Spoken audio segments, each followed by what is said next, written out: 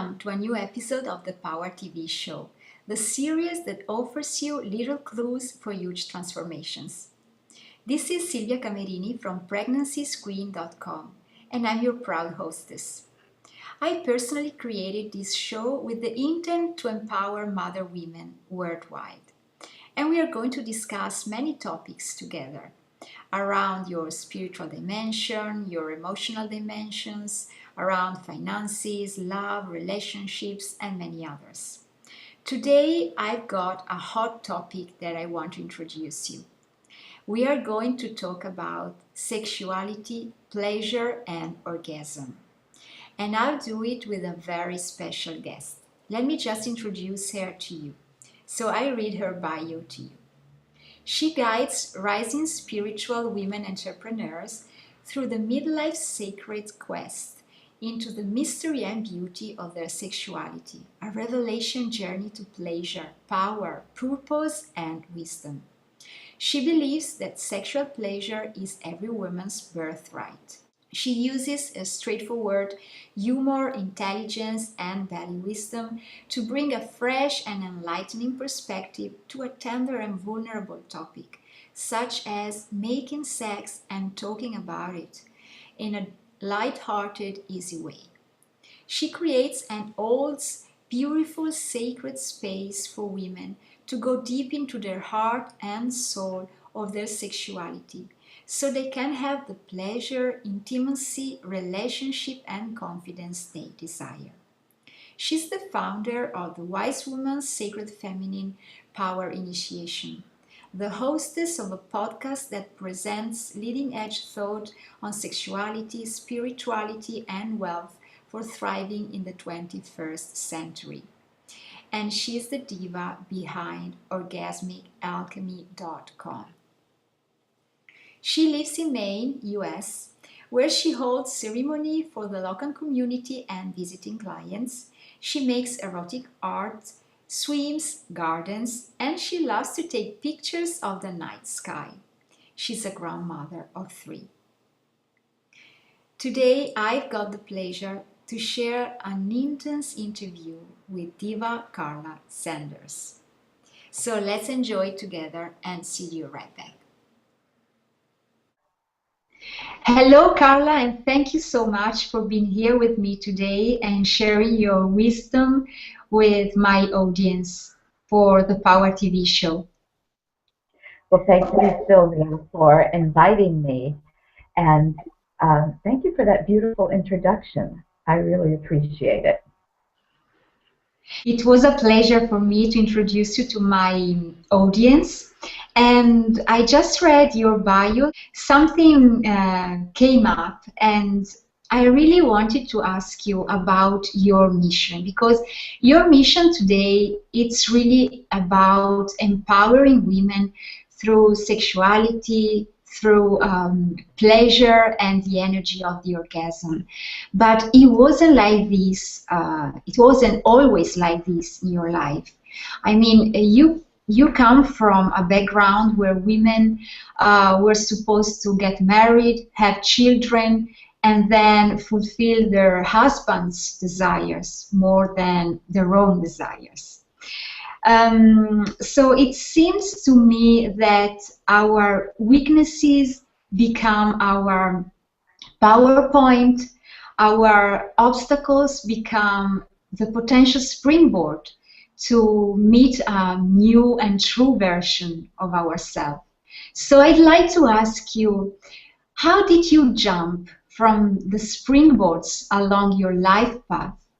And how did you embark in this special journey that brought you to be who you are today and to help women how you are helping them today?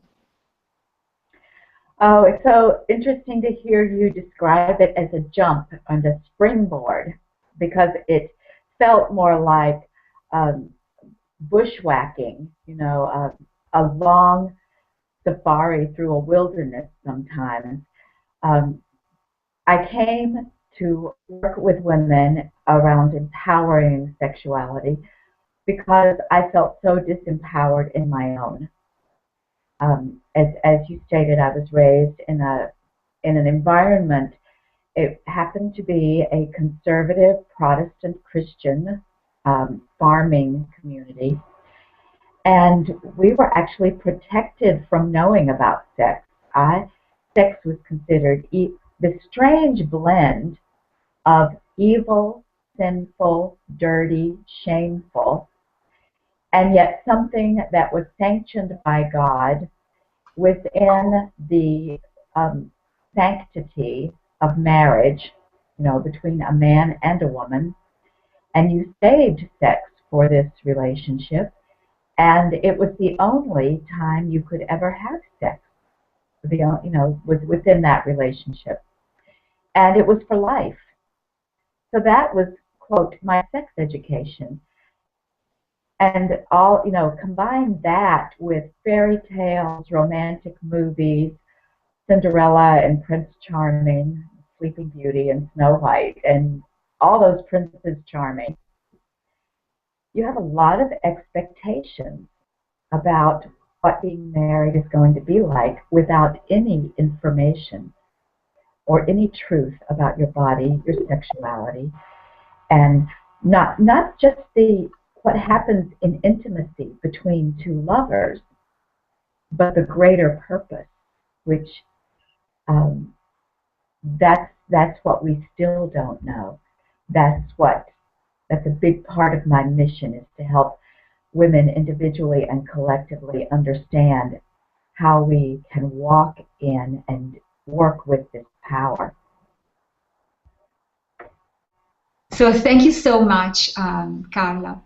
I'd like to start just speaking in general about sexuality and giving the women who are listening to us some tips to keep the sexuality alive and really create a more pleasurable sexual life and an orgasmic experience as well. Which are your best tips to share with our audience?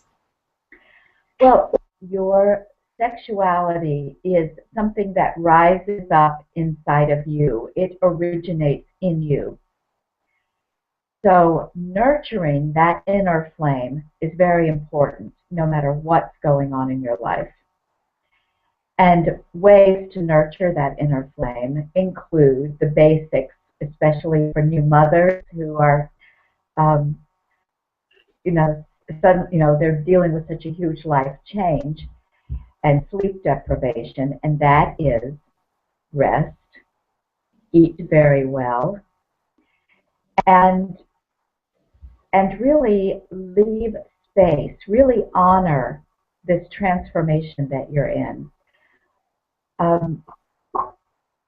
In motherhood, it's a time for saying no to a lot of things that you used to say yes to, because you want to leave time for the biggest yes of all, which is you.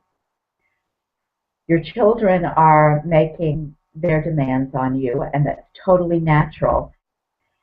And so the other big yes that you must not leave out is the yes to your own care and pleasure. So yes, self-care, and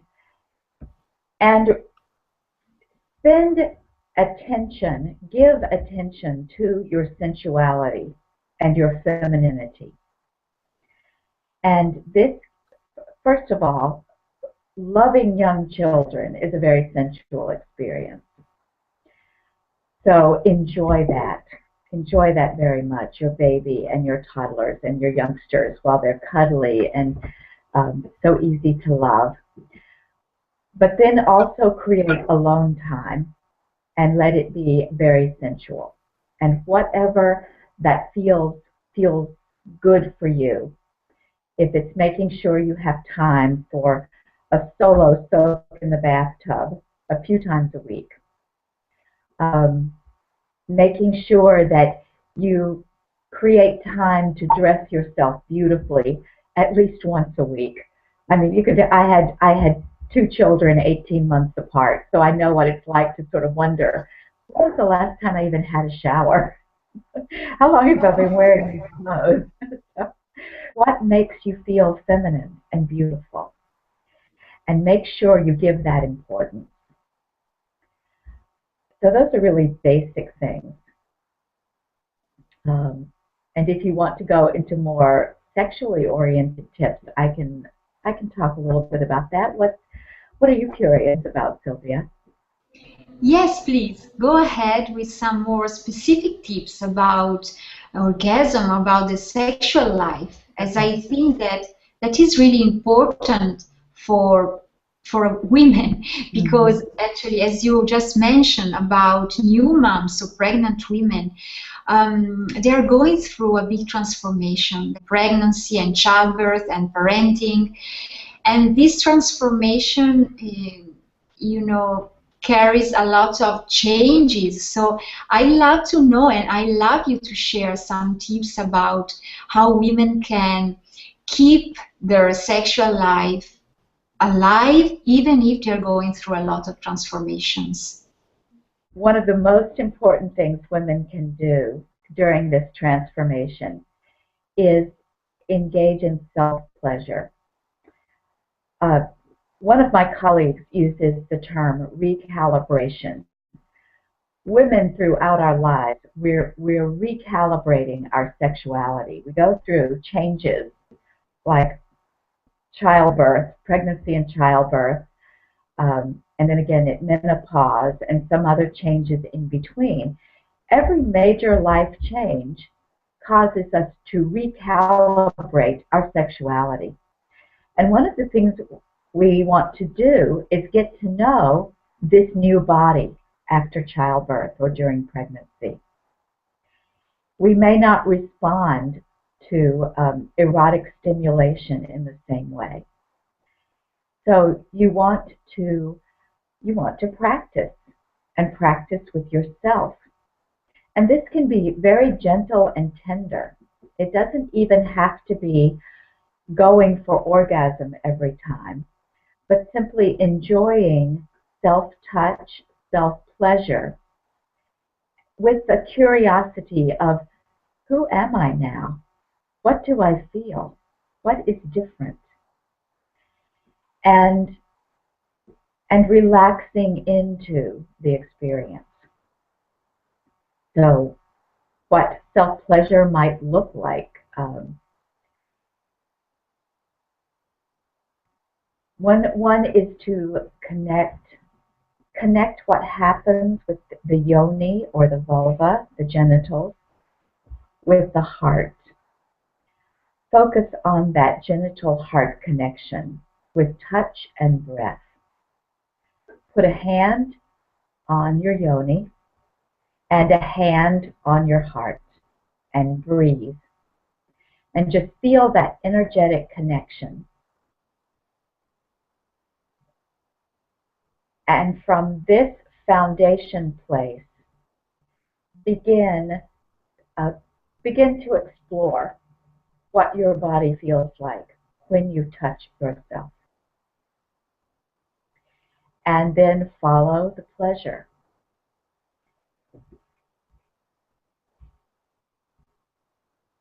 And so it is my hope that the listeners would be able to embrace this practice and feel that it is right and good, and not be embarrassed or shy or ashamed. A lot of times, once we're in a relationship, self-pleasure becomes something that, we think, oh, I'm in a relationship now, I don't need to self-pleasure. Or self-pleasure is sometimes even seen as cheating, because we begin to think that sex belongs to the relationship, not to ourselves. So important for new mothers and pregnant mothers to really claim the self in your sexuality. Thank you so much, Carla. That was a powerful, powerful exercise. I actually felt my heart and, my lower belly as well really connected. It was really powerful and pleasurable. And I want to thank you as well for reminding us that pleasure doesn't necessarily have to be equal orgasm. Then we can find pleasure in simple things such as touching our body or listening to our body or through looking ourselves on the mirror and maybe saying some nice words to us. Look how beautiful I am today. Look how my body is beautiful and powerful. So thank you very much for this new perspective. I hope that the audience really will enjoy these tips. And something else that I love to explore with you, always talking about women who are mothers, who are pregnant or are new moms. They are, and we are as well, part of a couple because we are going through this transformative process with our partners as well. And our partners mirror our transformation. And they are going through a transformation themselves because they are becoming father, and everything is changing for them too.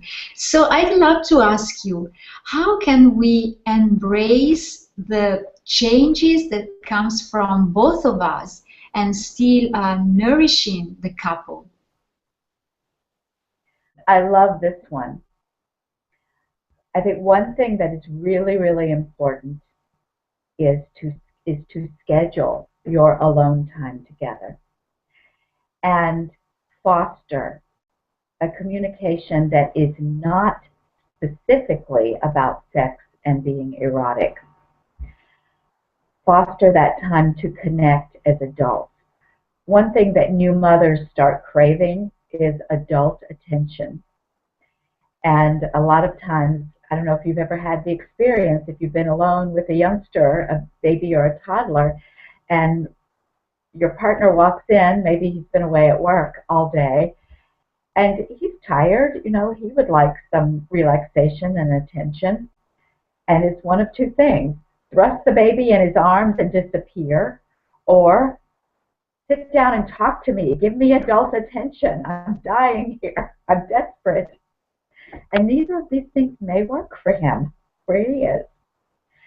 So to speak for both of you together, realize that you've that very real need must be attended to, and find out together how it can work.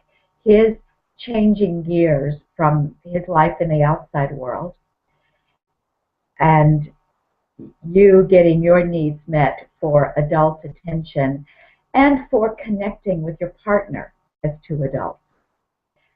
And that will foster the intimate communication that you're going to need as you both recalibrate your sexual relationship going forward. Our eroticism starts at the outer edges. It actually starts in our daily life. So for a woman, a couple of things are big turn-ons for her, and then I'm going to move to the bedroom. One is if her partner is helping her, if she is feeling supported with the workload of the daily life and the baby and all of that. So pitching in is actually a turn-on. It helps prepare her for sex. The other is that we're turned on when our partner is interacting lovingly with our babies. That's a turn-on for us. So, that's two things that are really good for the relationship that are not in the bedroom. Then when it moves to the bedroom, men often feel left out of the intimacy of the mother-baby relationship. And so sometimes in their sexuality, their neediness will show up. And it can be unconscious. It's not a bad thing. It's just something to be aware of. Because what happens to the young mother, to the new mother then, is she's got another need to meet, which can be a turn off. So one thing that's really important for both of them, and this is where communication is important, if the mother starts feeling like sex is another chore or a duty, another need she has to rise to the occasion and meet, she's going to start feeling resentful and tired and making excuses. So let sex be for her a time to be filled up.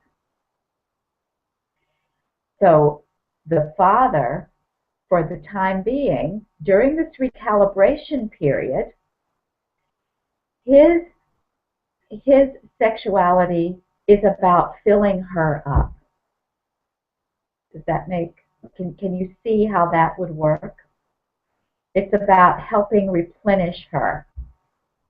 And his needs will be met because they just are. He gets erotic pleasure from helping give her a erotic pleasure so that she is really feeling that energy of receiving because he is giving.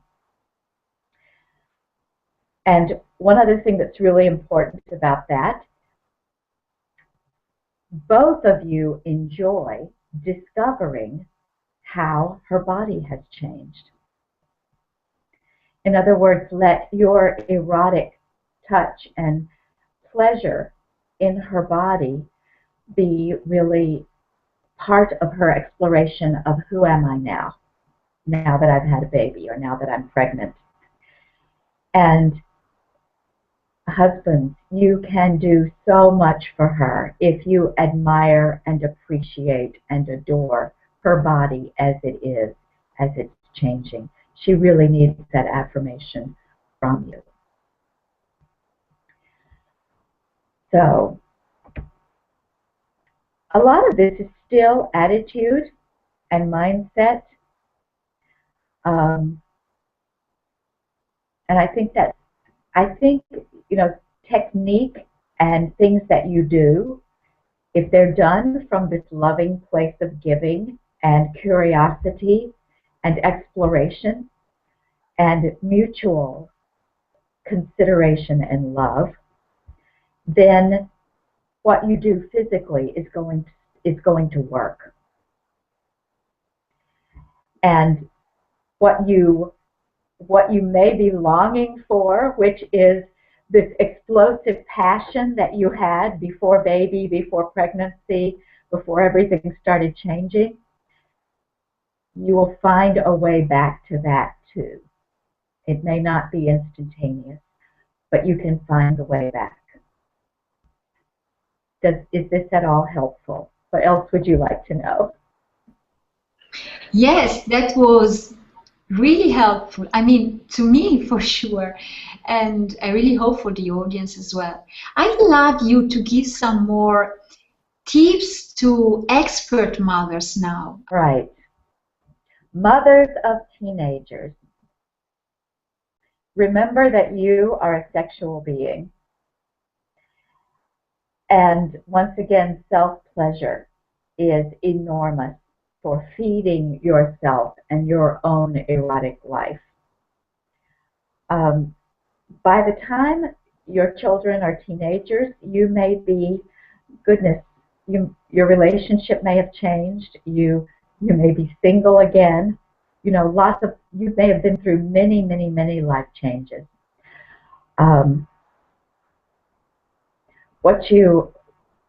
One of the great beauties of getting older, say becoming into your late 30s, 40s, and on into 50s, is that sex does get better. And so you want to really indulge that experience of feeling the fire of perimenopause. And especially for elder women past menopause, the sacred spot orgasm becomes even more important. Um, Sexuality changes and it becomes a much deeper and richer experience. And so what do you need to do? What do you need to learn? What changes do you need to accept and then explore to their fullest in order to let this new level of sexuality blossom? I work with women in their 70s who are saying, I've never really explored a lot of my sexuality, and I don't want to leave this planet without exploring that. And it's extraordinary to work with them. One of the things that often happens in some of these later transitions is that you go through a period where desire seems to go away.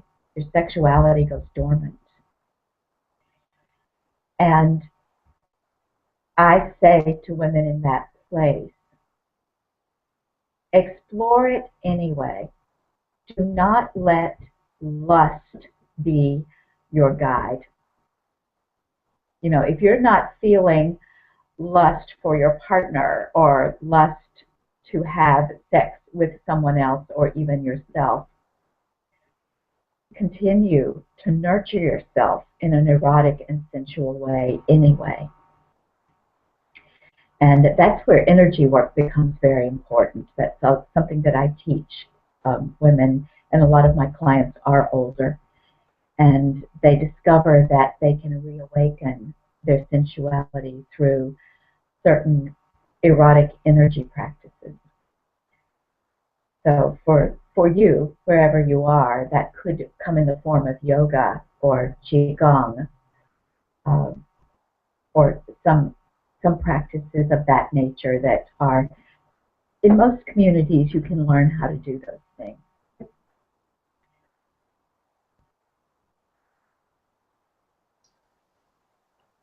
Thank you, Carla. There's one more thing that I'd love to ask you. Is there a particular message that you want to share with women, no matter what the age, no matter what the stage they are?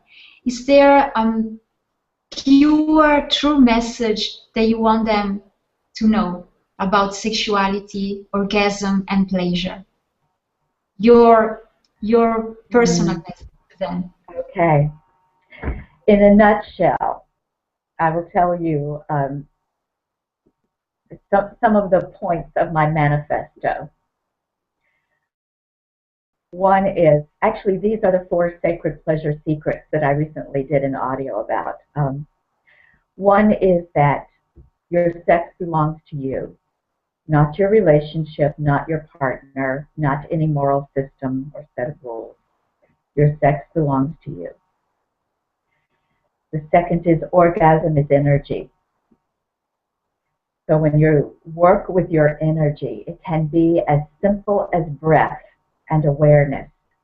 You enhance your ability to experience orgasm. And connected with that, in our bodies as women, we are designed to be orgasmic, every single one of us.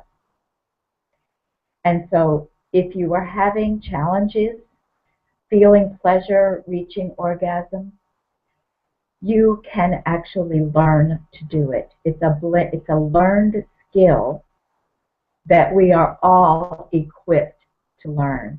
There is no one who is not orgasmic. And the last thing is that your sexuality is a replenishing force. I love to quote Audre Lorde, the erotic is a replenishing force and a power for women. So use your sexuality to fill yourself up. It's a simple mindset shift that it's not something you're always giving out. It is your well. And solo, with a partner, bringing the erotic to all of your daily experiences. Do not fear the erotic. And from within that place of fully expressing your erotic self, your sexuality, that is necessary to fully expressing your purpose in life. Those are the things, the basic principles that I always teach. Great. I love them, especially that sex is my own. This Yes, one is the one yes. I like most, at least for me. And It's the I'm curious. foundation. Yes, I'm curious about the audience, what women think about this. I know, Carla, that you prepare something special for us today. So would you like to share with us the treasure you are going to gift us all and how we can enjoy it? The Sacred Pleasure Secret. And I would be delighted to give you a link where you could go and sign up to download. It's an audio and there's a written report. And there's also there's a couple of other bonuses on that page, and it would include a subscription to my newsletter. So if you like the information you've had here, you can keep getting it, once or twice a month in your inbox. Thank you so much. So we are coming at the end of this orgasmic interview, and I want to thank you for sharing your wisdom with us. And the most important insight to me was that there is always a time for sexuality, no matter what the stage, the path we are in, no matter what the age, no matter what the transformation we are going through. There is always a sacred space for it, and we can explore it. We can remain curious about it and find pleasure every day, even in a different way. So thank you very much for this. Thank you so much. Well, thank you for having me. It was my pleasure, Sylvia. Welcome back, and thank you for watching this amazing interview with Diva Carla Sanders. I really hope you got many insights from her words of wisdom. Personally, I got a lot of them. I'm very happy because I could create a sacred space for you to hold your feelings and emotions about sexuality, pleasure, and orgasm. I invite you to create this sacred space every day in your life and take a moment to reconnect to your inner self and have a look to what you really feel good for you, to what makes you happy, to what makes you feel beautiful, and to welcome pleasure into your life. You are meant to be a pleasurable creature thanks to your sexual nature as well. So leave your comments below this video and share with other mother women your experiences. This is it for today. So I send you my magic blessings and a big, big hug from Sylvia, your mother women coach, doula, and magic maker. Until next time, own your power.